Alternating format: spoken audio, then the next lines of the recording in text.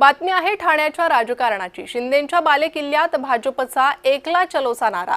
एकला चलोच्या या नाऱ्यानं ठाण्यात राजकीय खळबळ उडाली आहे। स्वबळावर लढण्याचा भाजप कार्यकर्त्यांचा आग्रह आहे। अब की बार 70 पारचा नारा महापौर भाजपचाच होणार असल्याचाही नारा देण्यात आला। चप्पा चप्पा चप्पा चप्पा अरे कोण म्हणतो येणार नाही? अरे कोण म्हणतो येणार नाही? भारतीय जनता पार्टी प्रत्येक पक्ष जो आहे तो तयारीत असावा लागतो आणि भारतीय जनता पार्टी ज्या ज्या वेळेला निवडणुका लागतात त्या वेळेला अशा प्रकारच्या कार्यशाळा घेतात। आता आज जवळजवळ 500 कार्यकर्ते जे आहेत ते या ठिकाणी उपस्थित होते।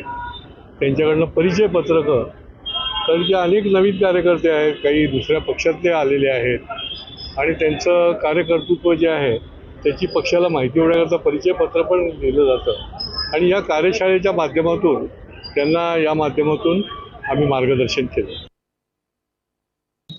समजा आमदारांनी असा शब्द वापरला की भाजपचा महापौर व्हावा, याचा अर्थ युती जोडून व्हावाच थोडीच आहे।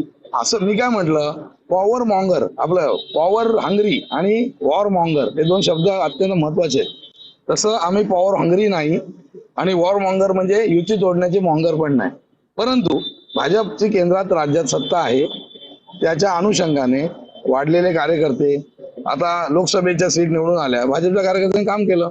शिवसेनेचा उमेदवार होता, युती होती, त्यात काय म्हणजे मेहरबानी नाही केली, युतीत दोन्ही एकमेकाचं काम करायचं असतं। तसं आता त्या कार्यकर्त्यांना पण संधी मिळावी अशी त्यांची इच्छा असते।